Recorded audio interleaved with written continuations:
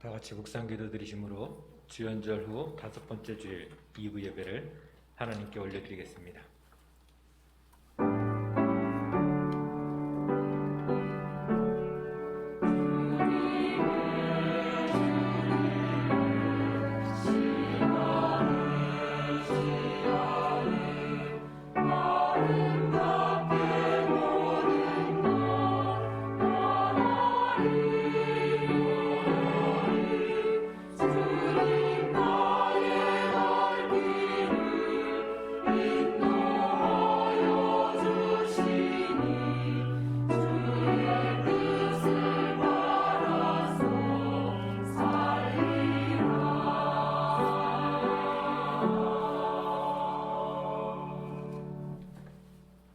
주의 빛과 주의 진리를 보내시어 나를 인도하시고 주의 거룩한 상과 주께서 계시는 곳에 이르게 하소서.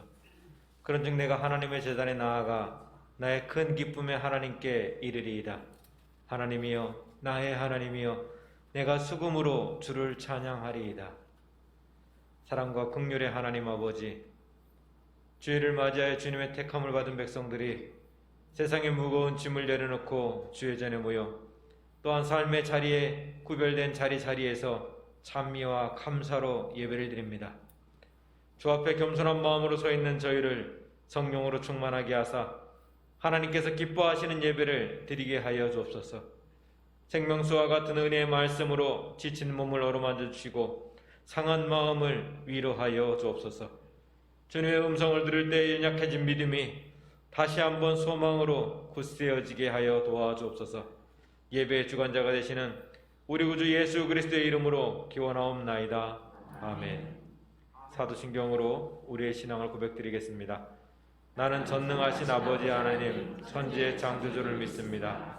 나는 그의 유일하신 아들 우리 주 예수 그리스도를 믿습니다. 그는 성령으로 잉태되어 동정녀 마리아에게서 나시고 본디오 빌라도에게 고난을 받아 십자가에 못 박혀 죽으시고 장사한 지 사흘 만에 죽은 자 가운데서 다시 살아나셨으며 하늘에 오르시어 전능하신 아버지 하나님 우편에 앉아 계시다가 거기로부터 살아있는 자와 죽은 자를 심판하러 오십니다. 나는 성령을 믿으며 거룩한 공교회와 성도의 교제와 죄를 용서받는 것과 몸의 부활과 영생을 믿습니다. 아멘. 찬송가 207장 다 같이 찬송 드리겠습니다. 그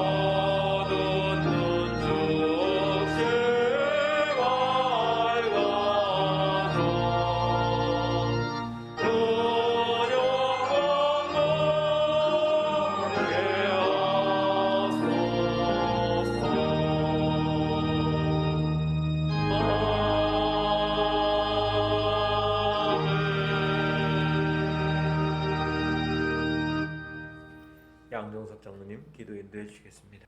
온 세상의 창조주이시며 생명의 주인이신 하나님 아버지, 사망의 엄청난 골짜기를 지나는 순간에도 손잡고 동행하시며 길이 보이지 않는 어두운 세상 가운데서도 믿음 잃지 않도록 말씀의 빛으로 우리를 지켜보호하시는 그 크신 은혜에 감사드립니다. 교회와 가정과 자녀와 생업에 복을 주시는 하나님 아버지를 송축하며 하나님 아버지 보좌 앞에 나와 존귀와 영광과 감사를 올려드리는 이 예배를 받아 주시옵소서. 설 명절을 맞이하여 온 가족이 한자리에 모여 하나님이 베푸신 은혜에 감사하며 간증으로 부모 형제 간의 사랑으로 즐거운 시간을 보내게 해주셔서 감사합니다. 그러나 아직도 비통의 눈물을 흘리는 실향민들과 자유 통일을 고대하는 북한 교우들의 고통을 함께 느끼며 기도와 준비로 그 장벽을 허물 수 있는 교회들이 되게 하여 주시옵소서. 예수님 핏값으로 세우신 대양교회, 지난 48년이 하루같이 짧게 느껴집니다. 지나간 시간들이 하나님의 은혜는 마음에 새기고 잘못된 것과 부족한 부분들을 회개하며 대양교회의 새 역사를 하나님께 올려드릴 수 있기를 간구합니다. 교회의 목적은 영혼 구원이니 교회 안에서와 교회 밖에서 구원에 이르지 못하는 슬픈 일이 없도록 성도들이 깨어나게 하시고 성령 충만하여 권능을 받고 교회 밖의 사람들을 복음으로 살릴 수 있는 교회 되기를 간구합니다. 오늘부터 시작되는 교회학교 겨울 수련회 주님 함께 역사하여 주시옵소서. 영의 수준은 나이와 상관없사오니 우리 자녀들이 순수할 때 살아계신 하나님을 만나 성령 충만으로 믿는 자의 권세가 어린 자녀들에게 임하시어 교회들이 원동력이 전 세계를 감동시킬 수 있는 그 시간이 오기를 간절히 기도합니다. 모든 역사는 하나님 손에 달렸음을 고백합니다. 법과 질서도 없이 달려가는 대한민국을 바라보며 우리의 무지와 무관심으로 하나님이 주시는 기회를 잃을까 염려됩니다. 징조를 바라보며 때를 알 수 있는 분별의 지혜를 주시옵소서.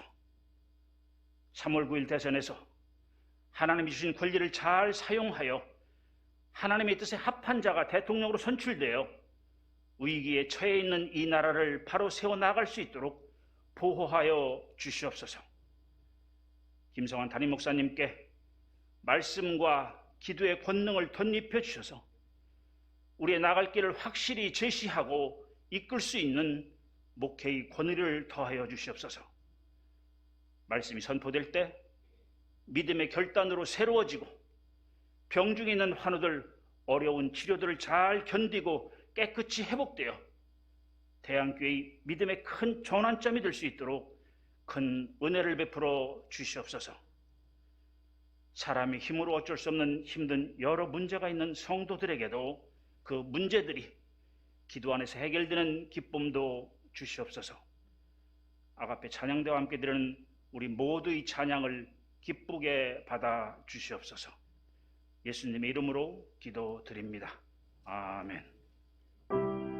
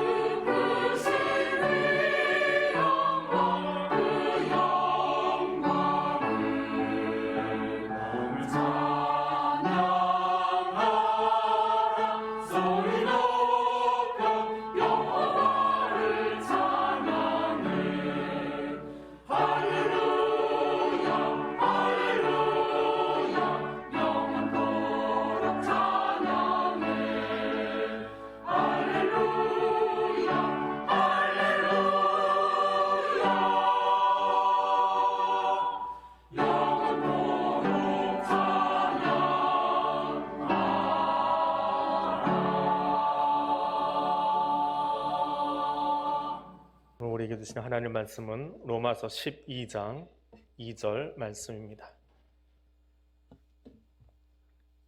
신약성경 256쪽에 있습니다. 하나님 말씀 함께 받아 읽겠습니다.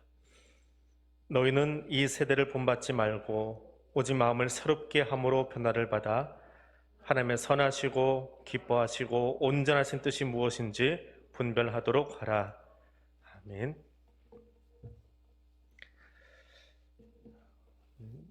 일본의 독특한 행정 문화에 대해서 한 번쯤은 들어보신 적이 있을 겁니다. 아직도 종이 서류에 도장을 찍고 행정문서를 팩스로 보내고 있다라고 하는 그런 내용입니다. 코로나 대응이 늦어진 이유 가운데 하나가 그 종이로 되어진 행정문서들, 또 도장을 찍고 결제하고 그걸 팩스로 보내야 되는, 우리처럼 모바일로 하는 게 아니고 19세기에 머물러 있는 것은 아닌가라는 생각을 하면서, 일본 하면 왠지 기분 나쁜 우리나라 사람들은 독특하게 바라보고 있지요. 그런데 얼마 전에 한 영상을 보다가 새로운 통찰이라고 하는 그런 느낌을 받았습니다. 일본은 종이를 아주 중요하게 여긴답니다. 그래서 종이 위에 뭔가 기록을 남겨야 되는 그런 문화가 있습니다. 그래서 도장을 찍어야 되고 종이로든 팩스를 보내더라 라고 하는 겁니다. 약간은 우스갯소리인지 모르겠지만 도장도 찍는 방식이 있답니다. 사장님은 세워서 찍고요, 부장님은 사장을 향해서 도장이 약간 누워진 형태로, 과장은 그보다 더 누워진 형태로, 대리는 옆으로 바짝 누워버린 형태로 도장을 이렇게 돌려 찍는, 일본 젊은이들의 짤이라고 하죠. 움직이는 동영상, 짤막한 동영상인데, 그런 동영상이 일본에 돌아다닐 정도로 도장 문화를 이렇게 젊은이들은 싫어하는데 여전히 지워지지 않는 그런 문화를 보곤 합니다. 그런데 일본만 그런 게 아니라 우리나라는 위계를 아주 중요하게 여깁니다. 위계 질서. 그래서 한국식 나이도 포기를 안 하지요.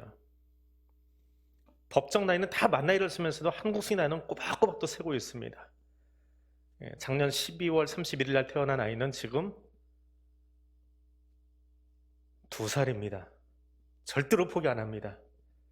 1월 1일 태어난 아이는 하루 차이지만 걔는 1살이에요. 2살짜리에게 1살짜리가 덤비면 안 됩니다. 한국은 그 위계 질서가 아주 중요합니다. 그래서 법정 나이는 있지만 여전히 한국식 나이가 있고, 또 나이가 하나 더 있어요. 뭐라고 부르는지 제가 잊어버렸는데 3가지 나이를 쓰고 있습니다.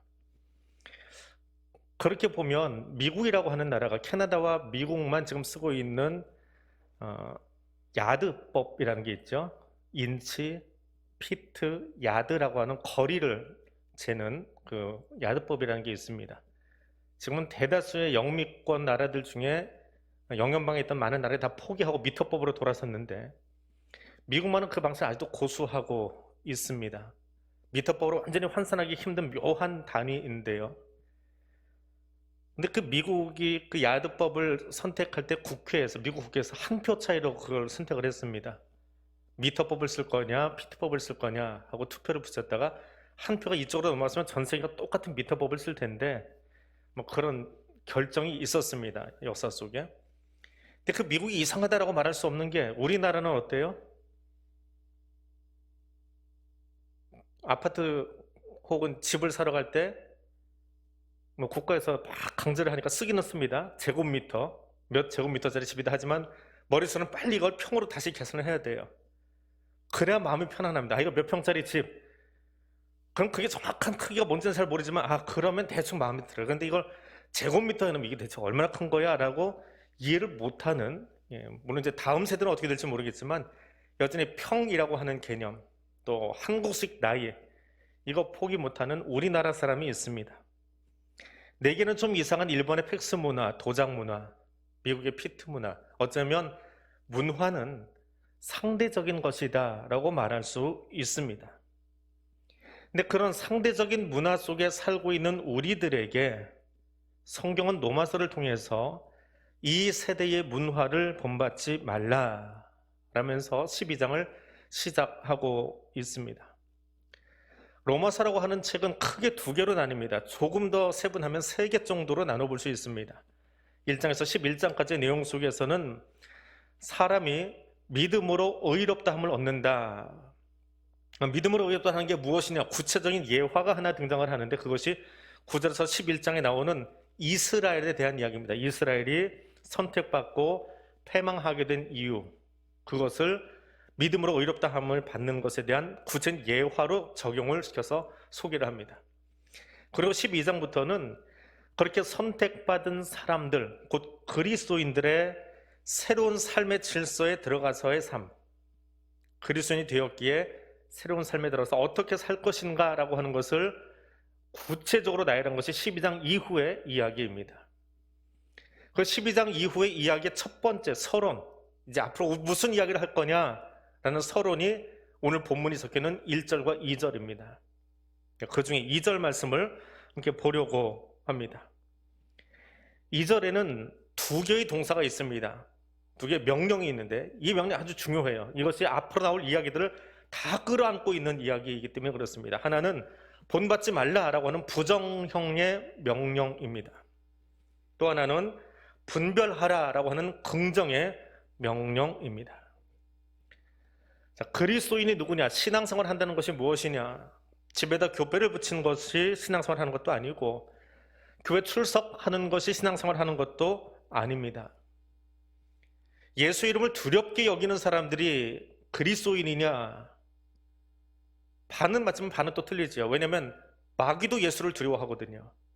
그러나 그를 자신들의 구주로 부르지는 않기 때문에 그렇습니다.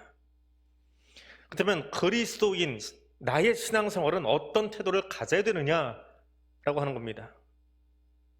하나님은 바울을 통해서 오늘 우리에게 이 세대를 본받지 말라라고 이야기합니다. 본받는다.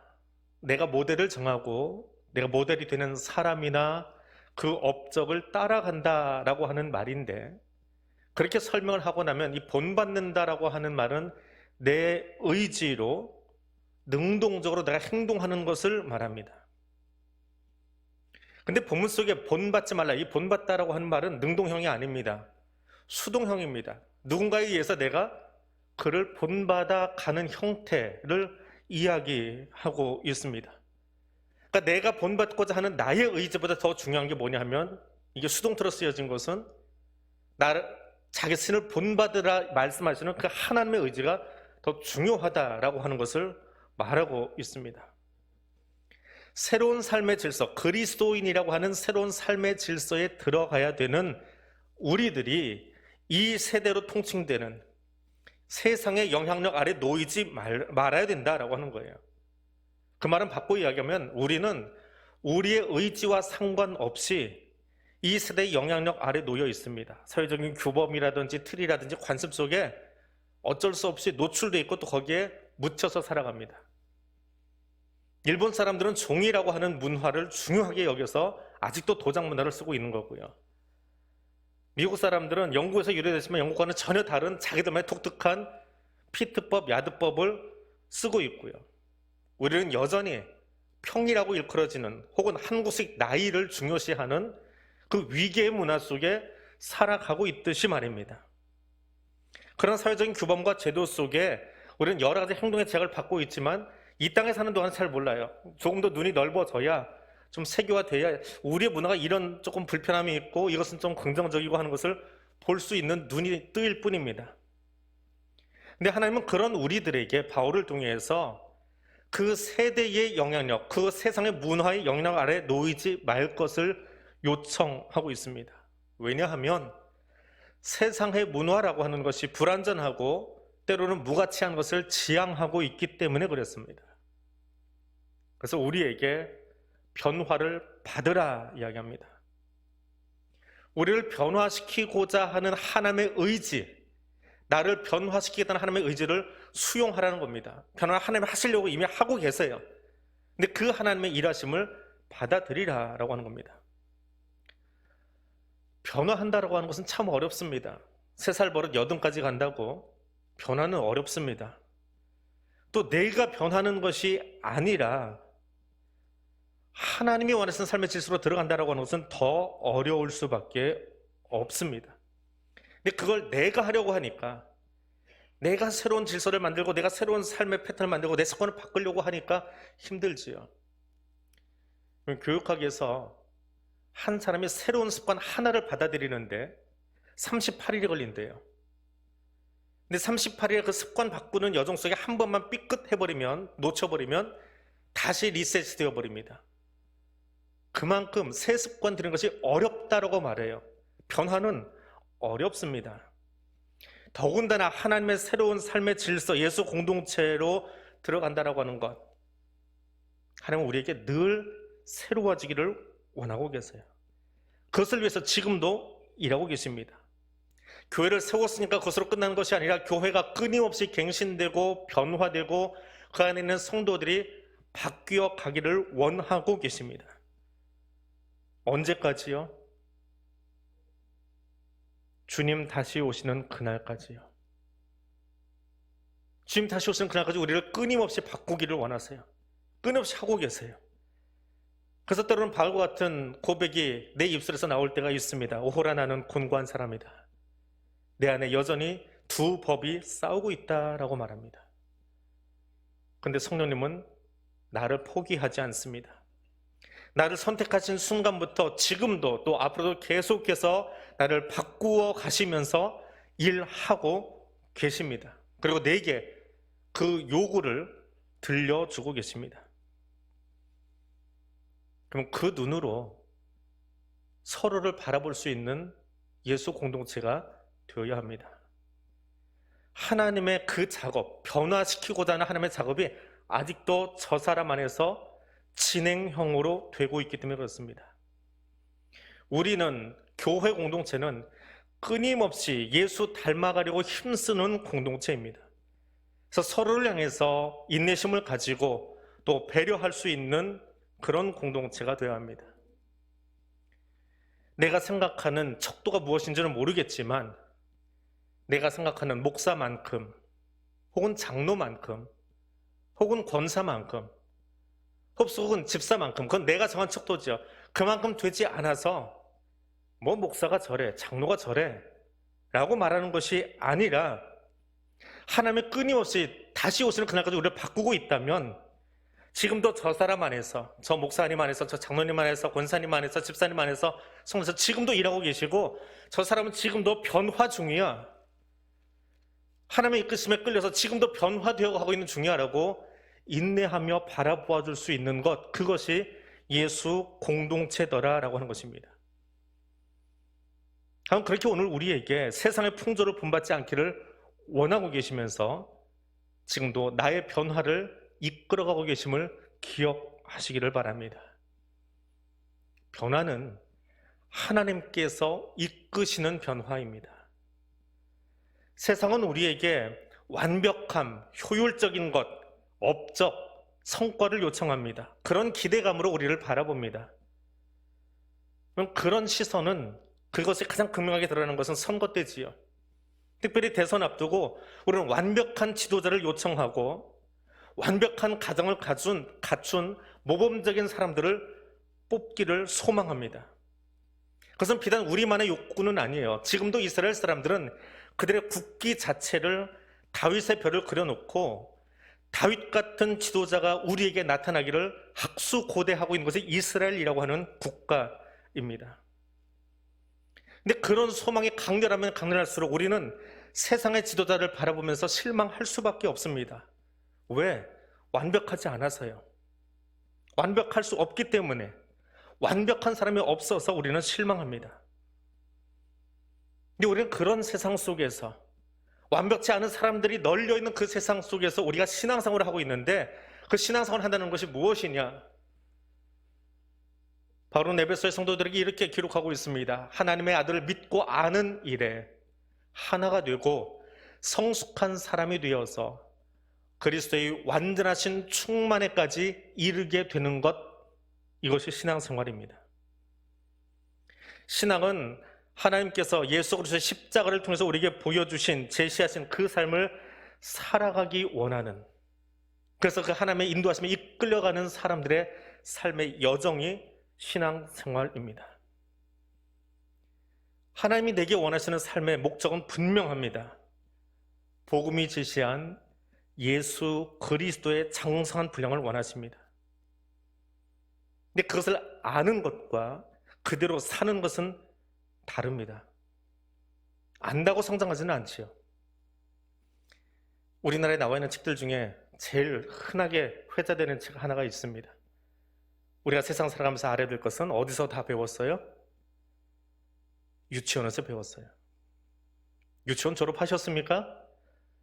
졸업장은 있는지 모르겠지만 유치원에서 배운 대로도 못하기 때문에 세상이 이 모양인 거지요. 안다고 되는 것이 아니라 안 대로 사느냐라고 하는 겁니다. 그리스도를 아느냐, 성경을 읽었느냐가 중요한 것이 아니라 읽은 그대로, 아는 그대로, 믿는 그대로 살고 있느냐라고 하는 겁니다. 예수의 성품과 삶이 무엇인지 내가 알기 때문에 그 삶을 살아가도록 구별된 존재, 아는 것으로 그치는 것이 아니라 그대로 살아보고 싶어서 구별되어 모여있는 공동체가 교회 공동체예요. 그것들을 끊임없이 몸부림치는 사람들의 모임이 교회인 거예요. 완벽한 사람들이 모인 것이 아니라 세상은 알지만 그거 괜찮은 말씀이야, 괜찮은 교훈이야 라고 말하는 것이고요. 여기 있는 저와 여러분은 최소한 그것 때문에 지금 아파하고 몸부림치고 그대로 살아내지 못하기 때문에 오늘도 가슴을 치고 하나님 앞에 나와 있는 거지요. 그래서 분명한 것이 하나 있습니다. 우리의 내일은 오늘과는 분명 다른 모습일 겁니다. 같아서는 안 됩니다. 분명 내일의 나는 오늘의 내 모습과는 다른 사람이 되도록 성령님이 이끌어 주십니다. 지금 여러분이 보고 있는 제 모습은 내일은 없을 겁니다. 마찬가지로 지금 여러분 옆에 앉아있는 그 사람의 모습도 내일은 보이지 않을 겁니다. 왜냐하면 하나님이 뭔가 조금 바꾸어서 다시 이 자리에 데려다 놓을 것이기 때문에 그렇습니다. 그 변화가 혹은 속사람의 한 부분이기 때문에 혹은 영적인 한 부분이기 때문에 내 육신의 눈은 보이지 않을 수 있습니다. 분명 내일은 오늘 들은 그 말씀 때문에, 오늘 내가 묵상한 그 무엇 때문에, 오늘 내가 들리는 하나님의 음성 때문에 뭔가 하나가 바뀐 상태로 여기 나와 있을 겁니다. 그리고 바뀐 그 모습으로 거리에서 보게 될 겁니다. 그래서 오늘의 내가 아닌 또 다른 내가, 변화된 내가 내일 여러분 옆에, 여러분 가족 가운데 세워져 있을 겁니다. 우리는 계속해서 예수 그리스도의 장성한 분량에 이르도록 변화되어 가고 있는 중입니다. 그리고 마침내는 그리스도의 완전하신 충만에 이르기까지 달려갈 겁니다. 그래서 그 이끄심을 받는 성도들은 나를 돌아보는 삶을 살게 됩니다. 자신을 돌아보는 겁니다. 변화를 이끄시는 분이 하나님이시라면 그 이끄심에 인도되어서 끊임없이 스스로를 돌아보고 분별하고 생각하고 검증합니다. 그것이 분별하다라는 말의 의미입니다. 무엇을 돌아봅니까? 내 일상의 모든 삶이요. 내가 자고 먹고 일하고 놀고 마시고 살아가는 모든 삶이 하나님이 이끌어가신 삶이거든요. 내 예배드리는 삶만 이끄시는 것이 아니라 내가 노는 문화도, 내가 걸어가는 걸음걸이도, 나의 말투 하나까지도 하나님이 좀 이끌어가고 계세요. 세상의 문화에 파묻혀서 거기에 순응하고 동화되면서 살아가는 그런 삶이 아닌지 끊임없이 내 삶을 살펴보고 그것을 생각해보고 내 삶의 한 부분 한 부분을 복음에 비추어서, 말씀에 비추어서 테스트해보고 이것이 맞는 것인가, 이렇게 행동하는 것이 옳은 것인가, 그것을 검증하며 헌신하는 삶을 살아가는 것, 그것이 분별한다라는 말의 의미이고 그것을 실천하는 성도의 모습입니다. 그래서 본문은 그런 삶의 기준, 그렇게 살아가기 위한 기준을 세 가지를 제시합니다. 하나는 내 행위의 기준이 나에게 있지 않고 하나님의 선하심에 비추어서 살펴보는 겁니다. 시편 기자는 이렇게 찬송합니다. 여호와께 감사하라. 그는 선하시며 그의 인자하심이 영원하다라고 찬송합니다. 구약 성경의 모든 기준의 선함의 기준은 하나님 그분이십니다. 하나님은 우리의 열심 있는 삶을 칭찬하기도 하지만 그것이 전부는 아닙니다. 착한 마음으로 충성했느냐라고 하는 것을 보십니다. 달란트 비유를 보십시오. 5달란트와 2달란트 받았던 종들이 이문을 남겨서 주님 앞에 나왔을 때, 주인에게 나왔을 때에 이렇게 칭찬하시지요. 잘하였도다 착하고 충성된 종아. 분명 그들의 수고를 칭찬하셨습니다. 이익을 배로 남겼기 때문에, 아니면 장사를 잘하는 수완이 좋은 기업가이기 때문에? 아니요. 하나님은 그들의 행동을 보시면서 분명하게 말씀하셨습니다. 굿이야, 잘했어 라고 말합니다. 잘했다 충성된 종아 라고 말합니다. 하나님이 보시기에 그분의 성품에, 그분의 마음에, 그분의 기준에 잘했다 라고 말하는 겁니다. 한국말 조심해야지요. 잘하셨어요. 그렇게 말하지 마세요. 너무 꼬리가 길어지면 비아냥이 되죠. 잘하셨어요. 잘자가 꼬리가 짧아야 돼요. 한국말이 참 재밌어요. 똑같은 한국 글자로 써놓으면 똑같은데 표현을 잘하셨어요 하는 거하고 잘하셨어요 하는 거고, 글자는 똑같은데 말이 다릅니다. 하나님 어떤 걸 쓰시는 거예요? 잘했다, 굿이야, 좋아. 엑설런트라고 그러면 말하지 않으세요. 잘했어, 굿이야. 내가 하는 행동을 보니까 잘했어, 내 마음하고 맞아 라는 말입니다. 내 삶이 하나님 보시기에 잘했다라는 말을 듣는 삶인지 돌아보고 다시 돌아볼 수 있는 삶을 살아갈 수 있기를 원합니다. 두 번째 기준은 하나님이 기뻐하시는가 라고 하는 질문입니다. 내 삶, 내 신앙, 내 행동이 하나님께서 기뻐하실까? 만족하실까? 받아들여 주실까? 기꺼이 그 삶을 용납해 주실까? 돌아보십시다. 또 다시 돌아보십시다. 하나님께서 기뻐하시는 거룩한 산 제사를 드리자라고 말합니다. 그러면 우리는 물어야 합니다. 내가 드리는 예배, 내가 열심을 가지고 지키려고 하는 그 신념, 내가 꼭 붙들고 싶은 습관, 여기서 탈피해야 됩니다. 그 주인공이 나이기 때문에 그렇습니다. 내 열심의 예배가 아니라 하나님이 받으시는 예배, 하나님의 열심을 따라가는 나, 하나님의 뜻에 순종하는 가치관으로 내가 받게 됩니다. 주인이 내가 아니라 하나님이 되어야 됩니다. 그것이 하나님이 기쁘시게 하는 삶을 살아가는 겁니다. 내 모습이 하나님께서 만족하시는 것인지, 내 만족이 아니고요, 하나님이 만족하시는 것인지, 하나님이 기뻐하는 것인지, 하나님의 마음에 부합하는 것인지 끊임없이 물어야 합니다. 사람들은 외모를 먼저 취합니다. 외모를 보는 것을 좋아합니다. 얼짱 몸짱 다 거기서 나온 이야기지요.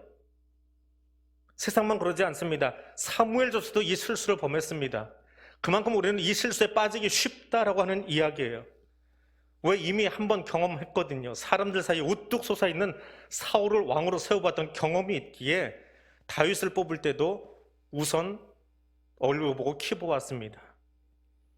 하나님은 그런 사회 통념에 빠져있는 우리들을 변화하라고 말씀하십니다.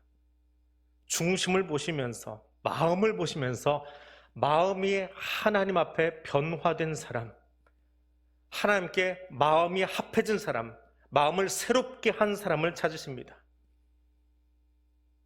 그럼 내게 질문해 보십시오. 나는 하나님이 찾으시는 사람인가요? 나는 이 시대를 위해서 하나님이 찾으시는 목사인가요? 나는 오늘 대한교회를 위해서 하나님이 찾으시던 장로인가요? 나는 이 교회 공동체에서 하나님이 원하시던 그 집사인가요?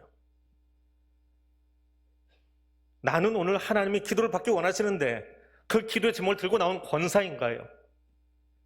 내 열심, 내 열정 있는 목회가 아니라 하나님이 오늘 나를 찾고 계시는 그 사람이었는가? 하나님이 찾으시는 그 일을 내가 지금 하고 있는가? 내게 물으십시오. 다른 사람을 보지 마시고 내게 물어보십시오. 그것이 나를 돌아보고 돌아보는 일, 분별하는 두 번째 기준입니다. 세 번째는 하나님의 온전하신 뜻과 일치한 삶을 살고 있는가 스스로에게 물어보십시오. 이 질문은 정말 매 순간 물어야 할 질문일 것입니다. 이 질문을 던지지 않으면 나는 그 순간에 바로 하나님보다 앞서가 버립니다. 내 뜻이 우선하기 때문에 그렇습니다. 새벽기도 시간에 누가복음을 묵상하고 있습니다. 지난 주말부터 누가복음 9장을 들어갔는데 앞으로 한 2주 정도는 그 이후의 이야기를 계속 읽게 될 겁니다. 예수님께서 갈릴리 사역을 마치고 예루살렘으로 가는 그 길 위의 이야기를 아주 길게 적어 놓은 것이 누가복음입니다. 근데 그 예루살렘 가는 길 위에서 제자들이 자꾸 실수를 해요. 근데 그 실수하는 이유를 따져보면 공통점이 하나 나옵니다. 그게 뭐예요? 하나님의 뜻, 예수 십자가의 길은 생각하지 않고 자기 영광, 내 이름 드러내는 것, 내가 했습니다. 내가 했습니다. 그때 그들은 실수합니다. 넘어집니다. 제자도가 완성된 때가 언제입니까? 성령에 의해서 제자들의 판단력이 변화되고 새롭게 되었을 때 그들은 비로소 분별력 있는 제자가 되어집니다. 금년 우리 교회 표어가 복음으로 교회를 새롭게 세상을 이롭게입니다.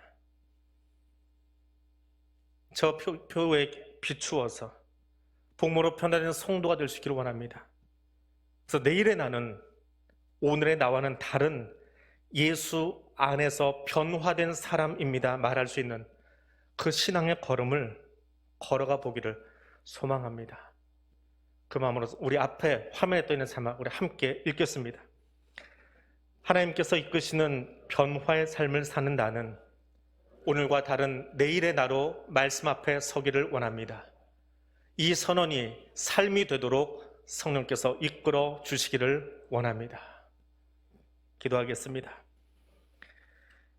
우리 삶의 주인 되시는 여호와 하나님, 오늘도 매일 조금씩 하나님의 이끄심으로 우리를 변화시키길 원하시는 하나님, 하나님의 이끄심에 순종하는 내가 되기를 원합니다. 복음으로 새롭게 된 성도, 복음으로 새롭게 된 교회 되기를 원합니다. 그래서 오늘과 다른 내일의 나를 만나고 날마다 개혁하는 교회로 서 가기를 원합니다. 말씀을 읽고 귀에만 담지 않게 하시고 말씀을 읽고 선언에만 그치지 않게 하시고 오늘 말씀이 나의 삶이 되도록 성령님 이끌어 주시옵소서. 예수님 이름으로 기도드립니다. 아멘. 549장 함께 찬송드리겠습니다.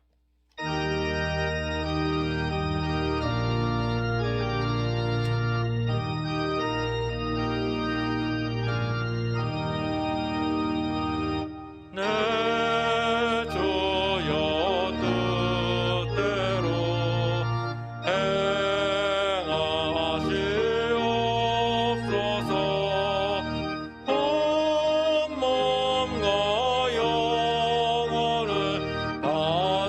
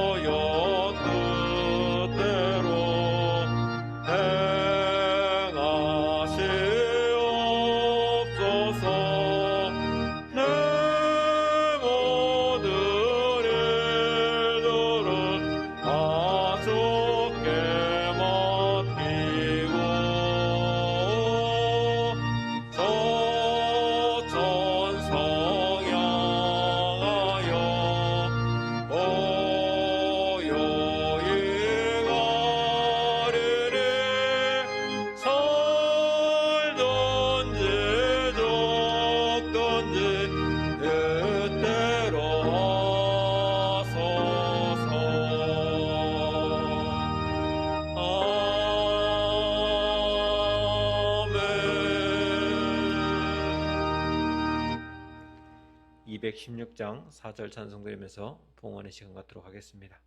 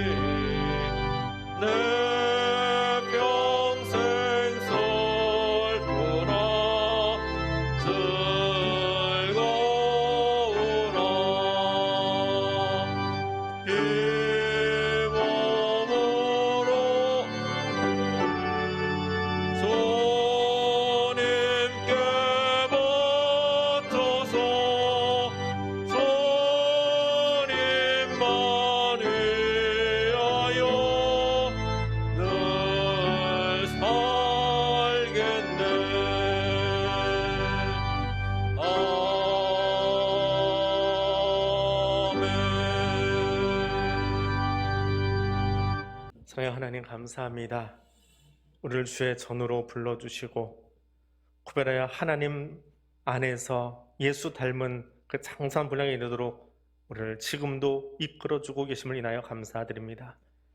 임마누엘의 하나님, 어지러운 세상 가운데서도 세상에 눌리지 아니하고 도리어 예수의 사람으로 살아갈 수 있도록 보혜사 성령님 함께하여 주셔서 오늘 우리의 삶을, 우리 교회를 여기까지 이끌어 주심을 더욱 감사드립니다. 그 감사의 고백을 이 예물 위에 담았습니다.